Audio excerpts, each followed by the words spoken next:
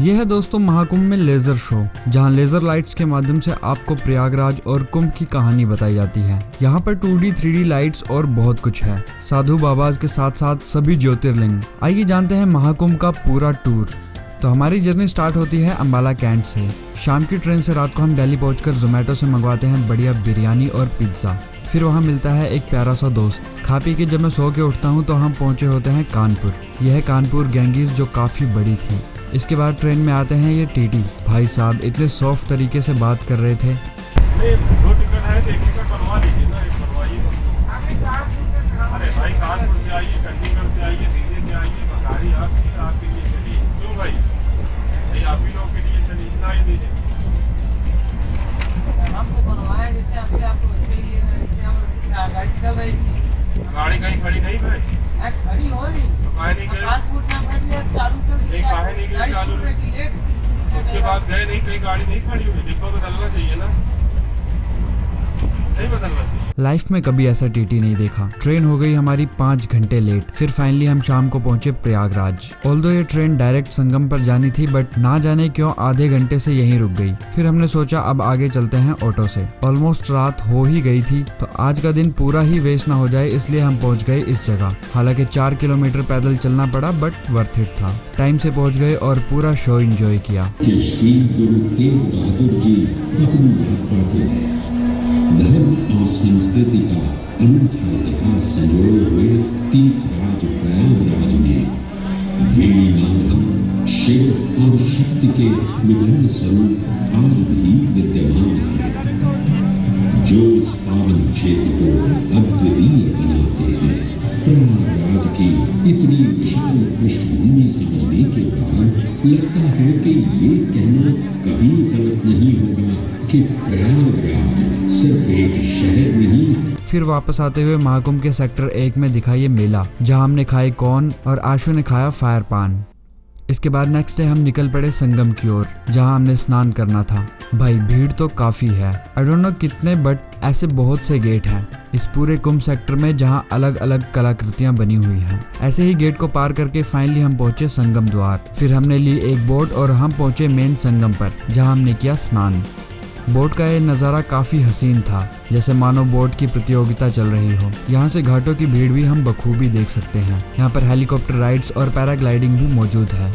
यह है जलालुद्दीन अकबर का किला, जिसमें अकबर ने ही बनवाया था। ये संगम के बिल्कुल पास में ही है। अब शायद इसे रिजॉर्ट बना दिया गया है। तो अब हम स्नान करके बाहर आ चुके हैं। करीब 40 मिनट की बोट राइड है, आना जाना मिला के संगम तक। थोड़ा नाश्ता पानी करके अब हम चले आगे। इसके बाद आते हैं हम अकबर के किले के प्रांगण में। एक बात कहना चाहूंगा, मैं 14 साल पहले भी यहाँ आया था, बट तब ऐसा कुछ नहीं बना था। किला बिल्कुल लॉक था, बट अब किले के आंगन में अक्षय वट वृक्ष और ये सरस्वती कूप कहाँ से आया, आई डोंट नो।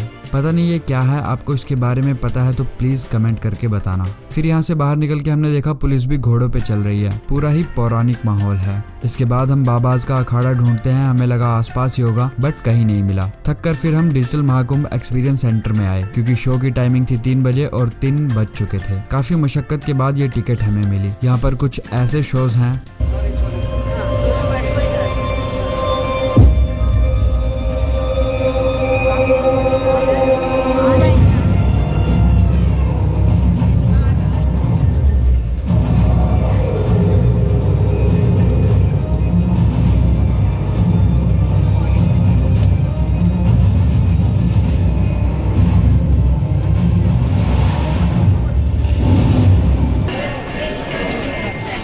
समुद्र मंथन की स्टोरी है। उन्हें अमर कर दिया। समर्थ हो देवों ने स्वर्ग पर धर्म का राज पुनः स्थापित किया। परंतु इस सारे प्रकरण में एक विशेष बात और हुई। छीना झपटी में अमृत की 4 बूंदें स्वर्गलोक, पाताललोक और पृथ्वी पर आ गई। पृथ्वी पर ये बूंदें प्रयाग, हरिद्वार, उज्जैन और नासिक में गिरी। अमृत से पवित्र हुई धरा तीर्थ बन गई। यही कारण है कि इन स्थानों पर हर 12 वर्षों में कुंभ मेले का आयोजन होता है। समय की अनंत धारा में की परंपरा अनादिकाल से चली आ रही है। महाकुंभ मेला 2025 में आपका स्वागत है। गंगा का उद्गम और ट्रैवल जर्नी बेहतरीन लाइटनिंग के साथ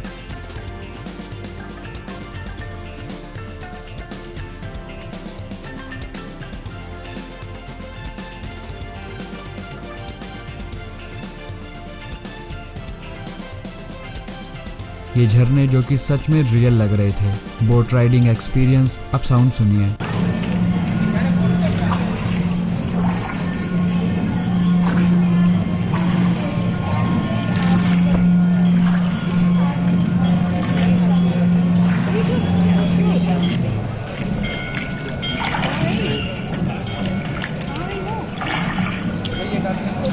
उसके बाद अखाड़ों के दर्शन और उनकी हिस्ट्री।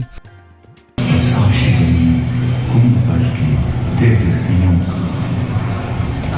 ब्रह्मांड की इस खगोलीय संयोग में झलक ग्रहों के रूप में, असुर ग्रहों के रूप में।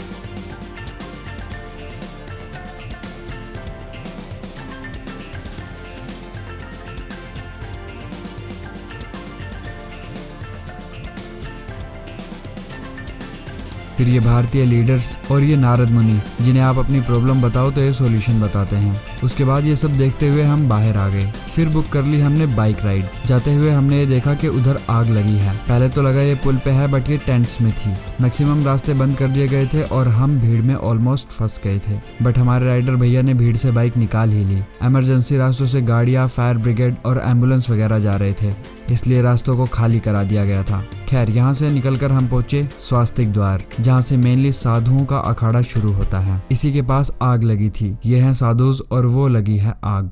हमारे राइडर भैया हमें बोलते सिलेंडर बहुत फट रहा है, जल्दी जल्दी घूम के। बाबाज के दर्शन के बाद इन अखाड़ों में घूमते हुए हम जा रहे हैं अब आगे की ओर। हमारे राइडर को भूख लगी तो वो हमें छोड़ के चला गया भंडारा खाने, और फिर हमने देखा सनसेट का ये नज़ारा।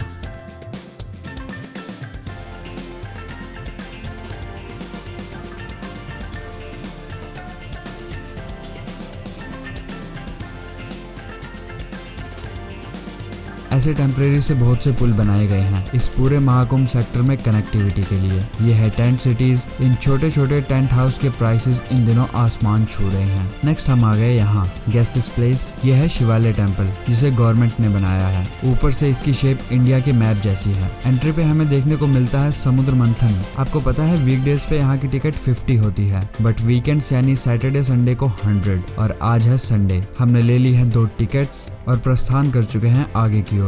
ये हैं बड़े से नंदी महाराज। शाम हो चुकी है, अंधेरा होने लगा है, अब लाइट्स ही हैं। अरे मैं तो बताना ही भूल गया, यहाँ पर आपको सभी ज्योतिर्लिंग्स के दर्शन करने को मिल जाते हैं। ये सब पूरे लोहे के अलग अलग पार्ट से बने हुए हैं, जैसे कि इन्हें देख के ही पता चलता है, बट क्यूट है, काफी अच्छा है देखने में। ये हैं बड़े से ब्रह्मा जी, जो काफी दूर है, तो हम इन्हें दूर से ही देखकर चलते बनते हैं। वाइब तो अच्छी आ रही है यहाँ पे। ओम नमः शिवाय का स्लो म्यूजिक और ये टेम्पल्स मेडिटेशन के लिए परफेक्ट।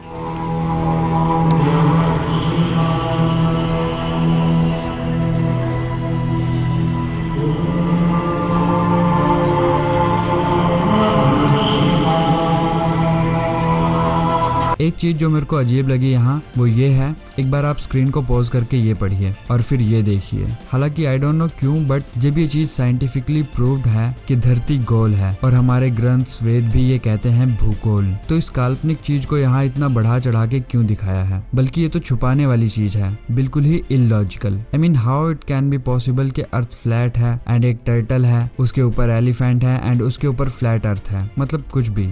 ये सब देख के हम बाहर आ गए और वापस घर जाने लगे उसी राइडर के साथ। रास्ते में हमने देखा एक खूबसूरत सा नैनी ब्रिज, और यहाँ से क्या खूब पूरा कुंभ क्षेत्र लगता है, पूरा तारों का शहर। और फिर आज है तीसरा दिन, अब हम निकल रहे हैं अपने घर को। मिली है ये ट्रेन, फाफामऊ एक स्टेशन है प्रयागराज से बस 10 किलोमीटर दूर। मैं कह रहा लोगों को पता ही नहीं इस ट्रेन का, वहाँ प्रयाग में इतनी भीड़ और इधर ये ट्रेन खाली ही जा रही है। यह है कुंभ स्पेशल ट्रेन जो लखनऊ, बरेली, सहारनपुर और अम्बाला से होती हुई बठिंडा तक जाती है। खैर, इसी के साथ कुंभ का व्लॉग समाप्त करते हैं। ओवरऑल जर्नी काफी अच्छी रही। एंड में मैं यही कहूंगा कि कुंभ में जाकर मंदिरों की लाइन में लगकर अपना टाइम वेस्ट ना करें। भगवान हर जगह होते हैं, किसी पर्टिकुलर मुहूर्त में नहीं। आराम से संगम में स्नान करें, आए हुए साधुओं और महापुरुषों के दर्शन करें, उनके प्रवचन सुने और अपनी कुंभ यात्रा को सफल बनाएं। धन्यवाद।